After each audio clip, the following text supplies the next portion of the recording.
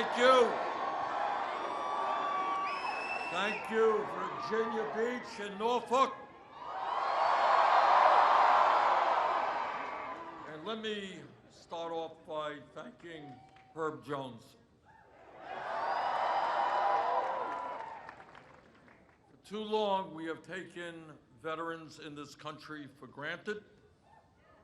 We have sent them off to wars, and too often those wars were wars that should never have been fought. And then, after they put their lives on the line and they come home, sometimes injured in body and sometimes injured in spirit, we have forgotten about them. So my promise to Herb and to all the other veterans of this country, and I say this as the former chairman of the U.S. Senate Committee on Veterans Affairs, our administration will never forget the veterans. And our administration will never put the men and women in the armed forces in wars that should not be fought.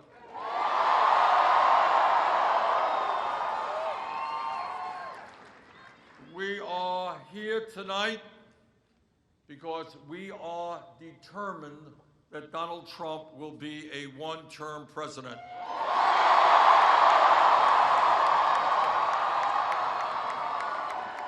The American people, no matter what their political views may be, do not want a president in office who is a pathological liar,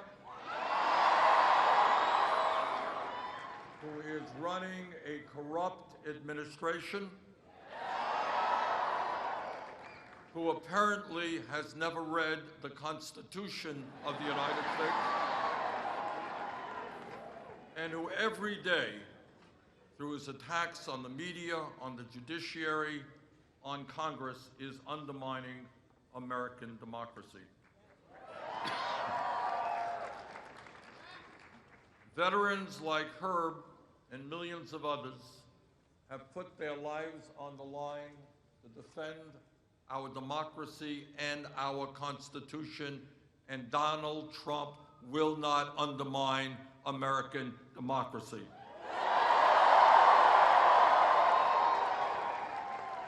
Now, I am very proud that in this campaign so far, we have won the popular vote in Iowa.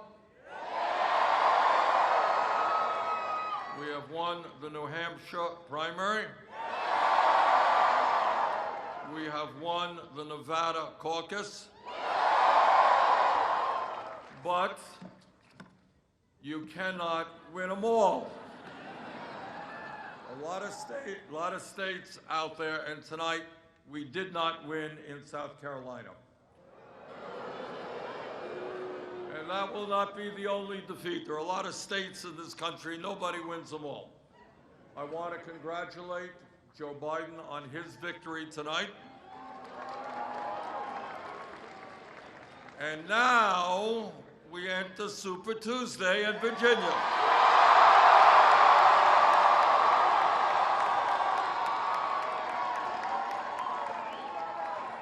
And I believe very strongly that the people of this country on Super Tuesday and after are going to support our campaign, because we are more than a campaign, we are a movement. We are a multi-generational movement. I'm the young person. We've got some old people too. We are a multi-racial movement. And we are a movement of millions of people who demand economic justice in this country, demand social justice and the end of racism and all forms of discrimination, and who demand environmental justice as well.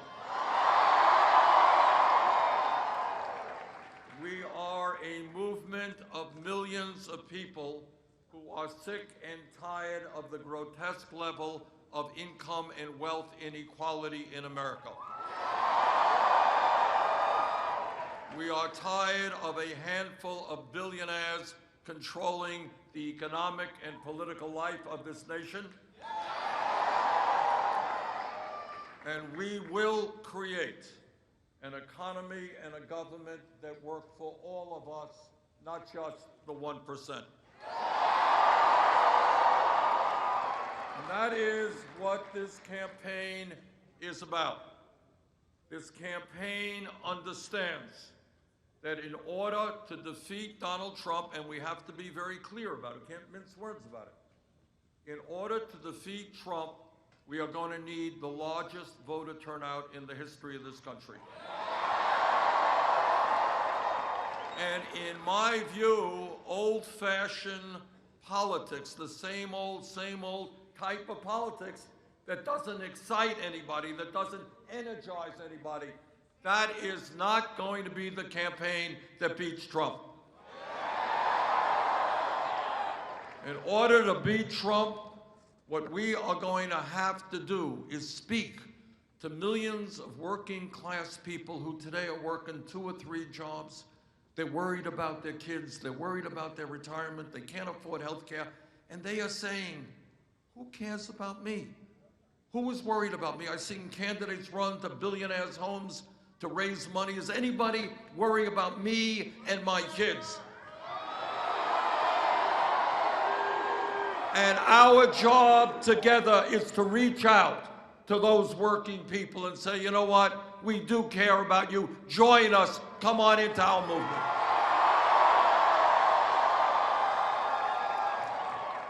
And then we've got to reach out to the young people in this country.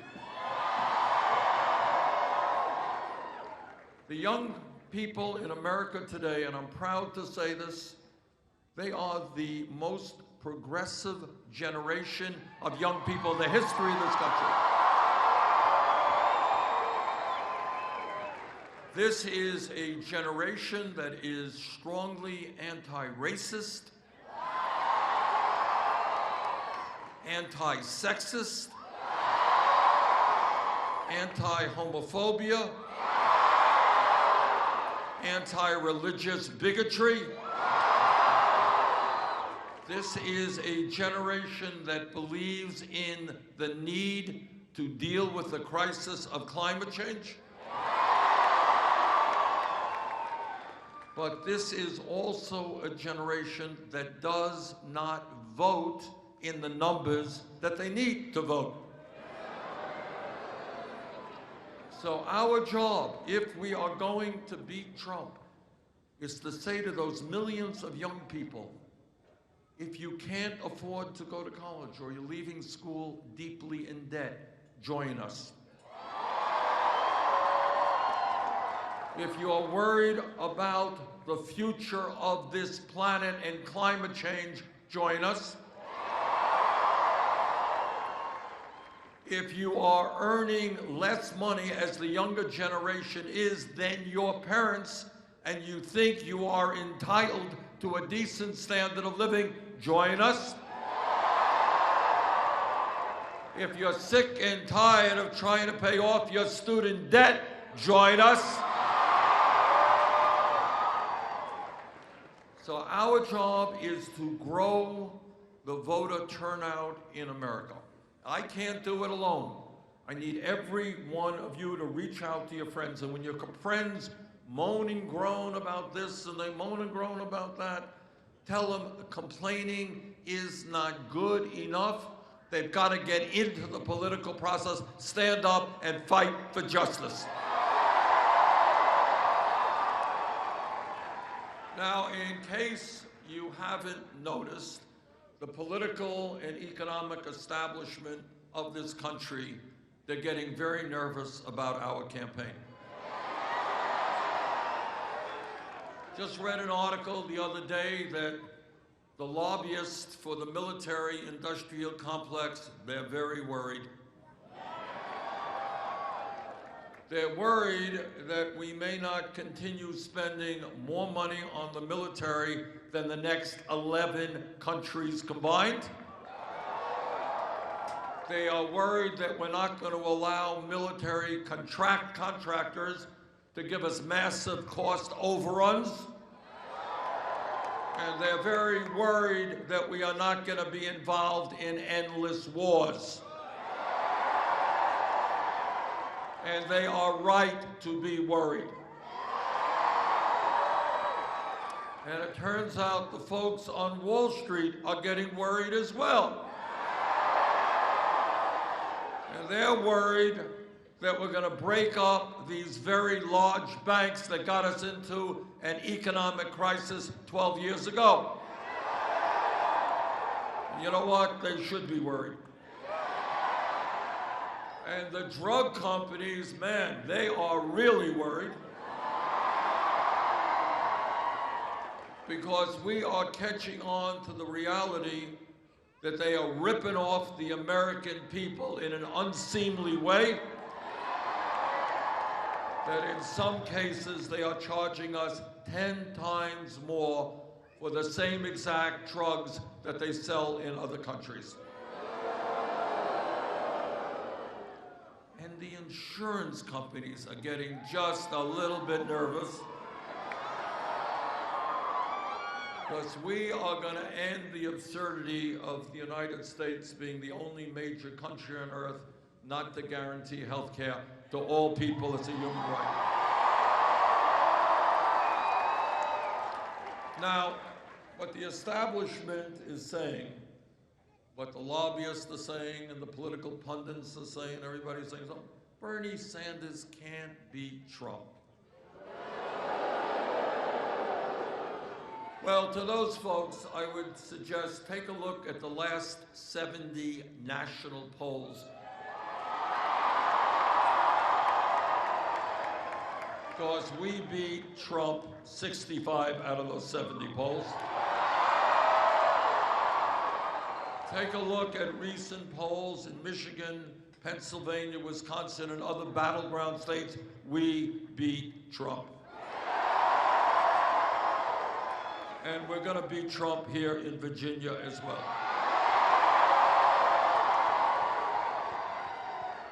And the reason that we are going to win is twofold. Number one, we have the strongest grassroots movement of any campaign in the modern history of this country. Our campaign has already knocked on millions of doors from Maine to California.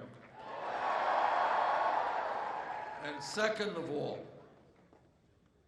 our grassroots campaign does not have a super PAC, and we don't want a super PAC. Because when you start taking money from billionaires and millionaires, what you end up doing is serving their needs. Our campaign, and I want everybody here to be really proud of this, we have received more campaign contributions from more Americans as of today than any campaign in the history of American politics.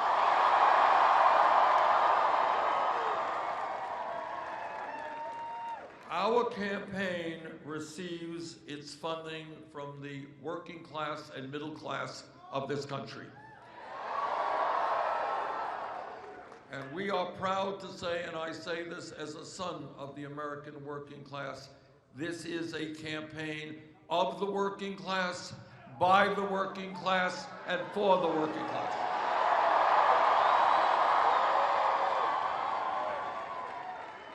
For too long, the American people have looked at a government which receives candidates and members of the Senate and the House who receive huge amounts of campaign contributions from the rich. And the result of that is we have not raised the minimum wage for 10 years, but we've given huge tax breaks to billionaires. The result of that is we have not dealt in any effective way with climate change, but we've given tens of billions of dollars in subsidies and tax breaks to the fossil fuel industry. It is time for a change. It is time to end corporate welfare in America. It is time to start paying attention to the working families of this country. And that is what our campaign is about. Our campaign says that if you're working 40 hours a week in America, you should not be living in poverty. We're going to raise the minimum wage to $15 an hour.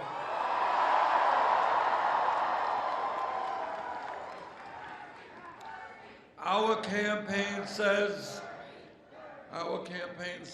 that women should not be earning 80 cents on the dollar compared to men. We believe in equal pay for equal work.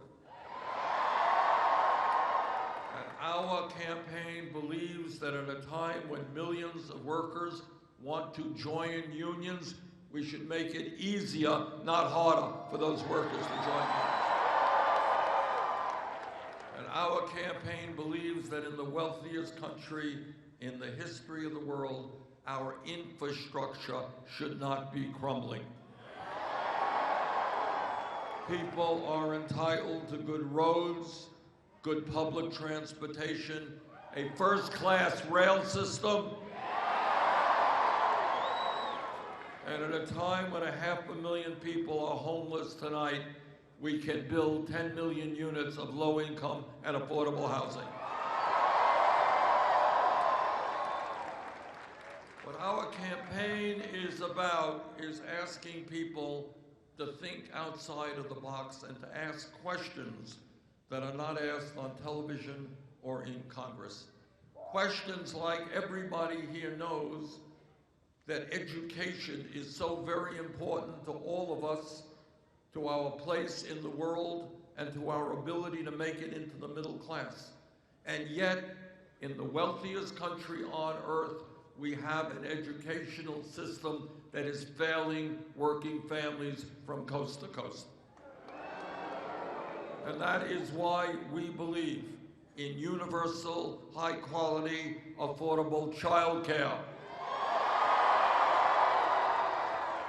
Why we're going to triple funding for low-income Title I schools so that all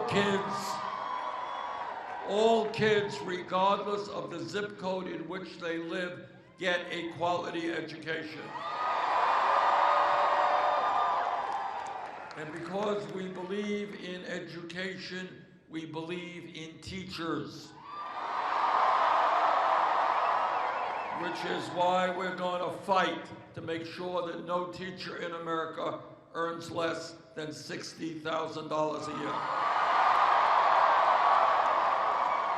Which is why when we believe in education, we understand that we have got to rethink public education in America. It's no longer good enough for free public education to go from K through 12. We got to make public colleges and universities tuition free.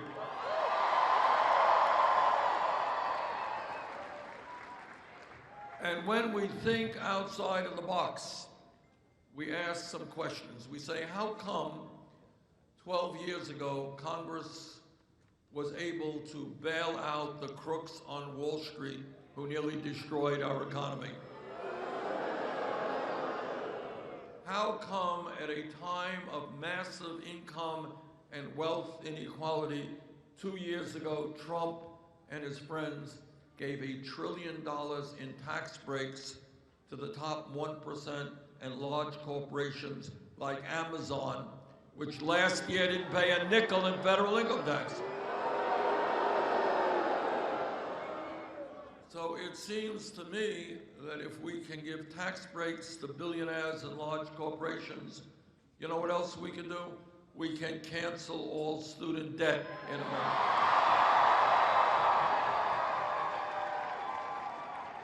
And when we begin to think outside of the box and we ask questions that members of Congress don't. We ask a simple question. How does it happen that America today is the only major country on earth not to guarantee health care to all people as a human right? How come we spend twice as much per person on health care as do the people of any other country, and yet we got 87 million Americans uninsured or underinsured? How come we pay by far the highest prices in the world for prescription drugs? How does it happen that in America last year, at least, and this is a conservative number, at least 30,000 people died because they didn't get to a doctor when they should have because they had no health insurance? 30,000 people. And when you want to think about a cruel healthcare system, ask yourself, how does it happen that last year 500,000 people went bankrupt because of medically related debt? You know what that means? That means there are people all over this country who are struggling with cancer, with heart disease, with Alzheimer's, with other terrible diseases. They are fighting for their lives, and they go bankrupt because they cannot afford to pay outrageous medical bills. This is a cruel system. It is an incredibly wasteful and bureaucratic system, and it is a system that needs to change.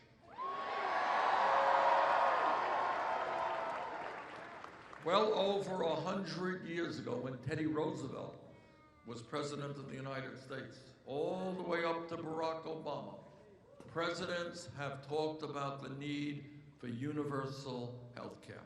Well, in my view, the time for talk is over. The time for action is now.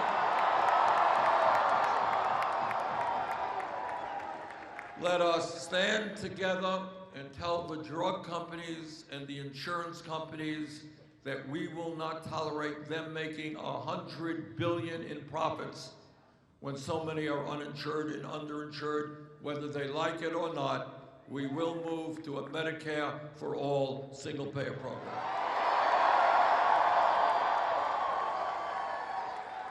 And when we talk about the major issues facing this country, we cannot ignore the existential crisis of climate change.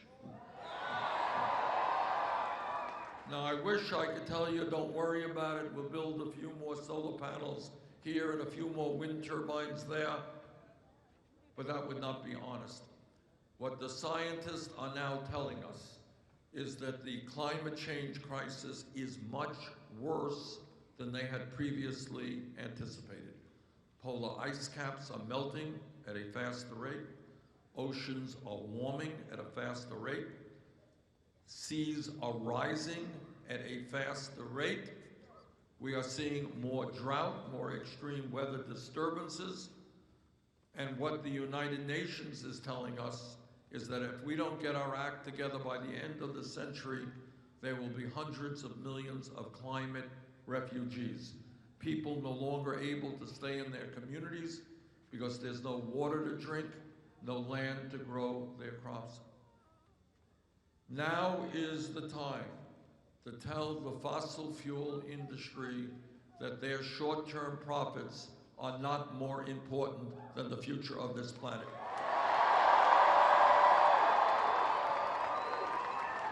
Now is the time to move forward with a Green New Deal.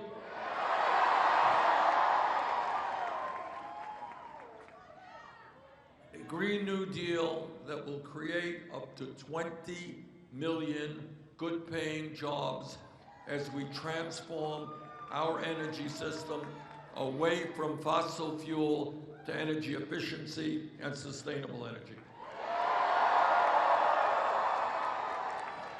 And when we talk about issues that have got to be dealt with. It cannot be swept under the rug.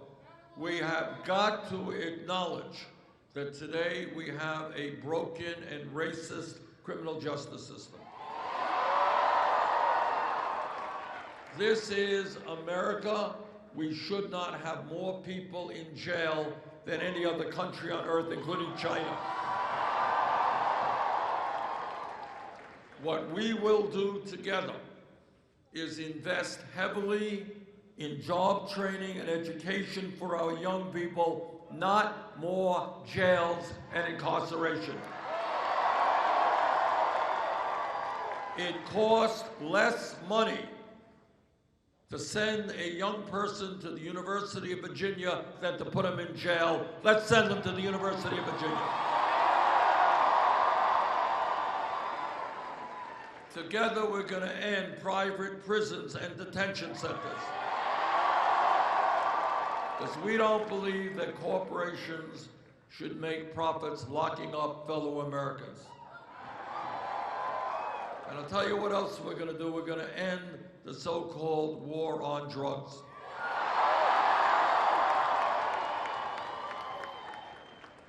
Turns out, who knew this, but it turns out that through executive order, a president can legalize marijuana in every state in this country.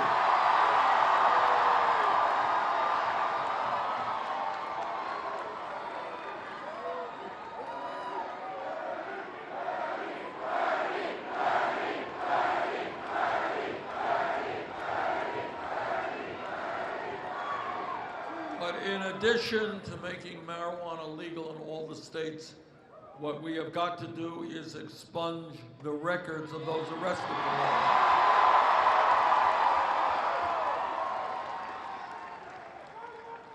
And when we talk about broken systems, we need to undertake major reform of our immigration system.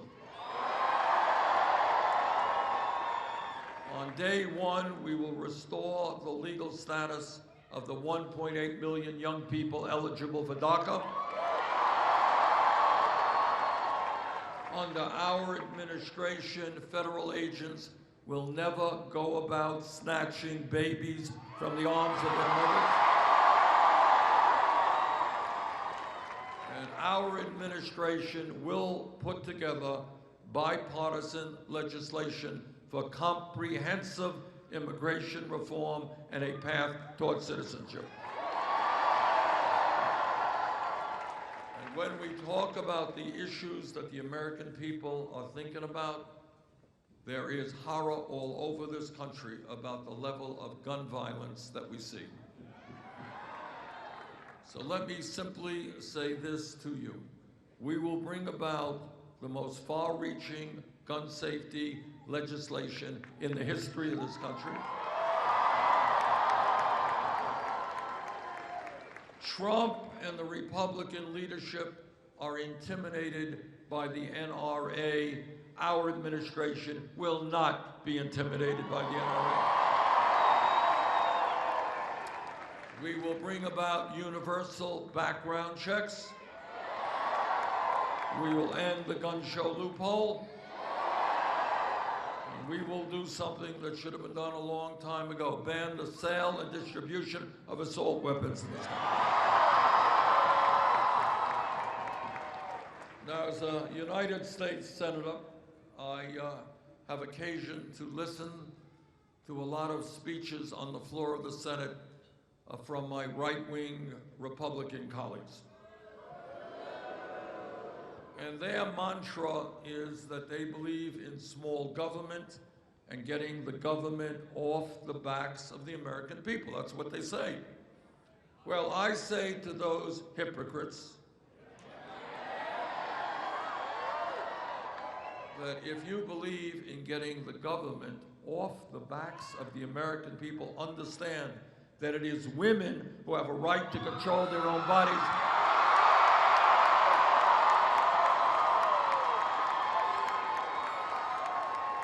Not the government. So to my right-wing Republican colleagues, don't tell me You believe in getting the government off the backs of the American people when you are telling every woman in America what she can or cannot do with her body.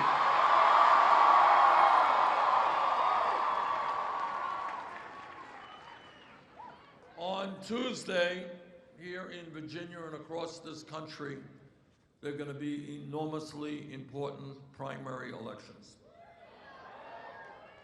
And I am here tonight to ask for your support. I am here tonight to ask you to bring your friends and family and colleagues to vote.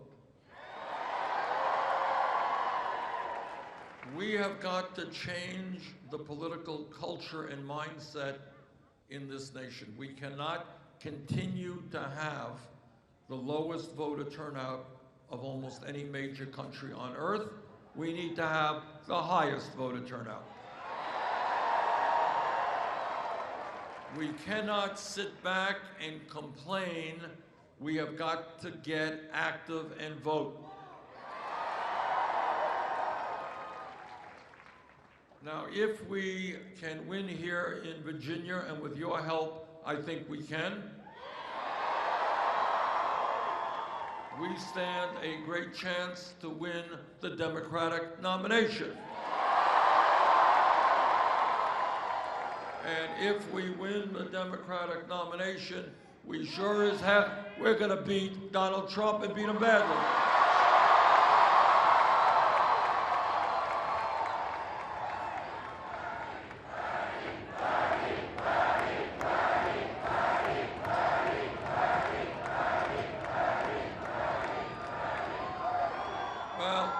Let me interrupt you and suggest that it's not Bernie, it is us, all of us.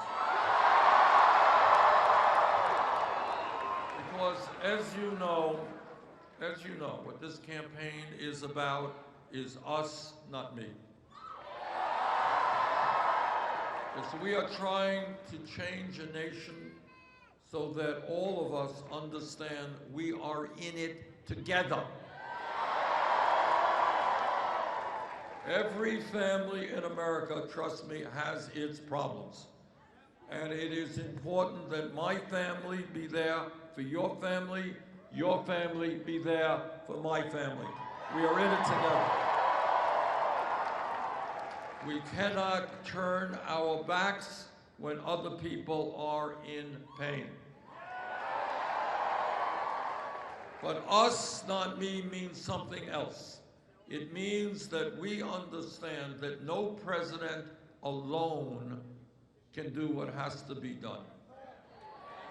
We understand that real change in American history, whether it is the labor movement, the civil rights movement, the women's movement, the gay rights movement, the environmental movement, all those changes took place by millions of people standing up for justice. And that's where we are right now. We are the richest country in the history of the world, and we demand justice for all of our people. And whether Wall Street likes it or not, whether the insurance companies, the drug companies, the fossil fuel industry, the military-industrial complex, whoever, whether they like it or not, we are going to create an economy and a government that works for all of us, not just the 1%. So let us go forward together. Let's win on Tuesday. Let us win the Democratic nomination. Let us defeat Trump.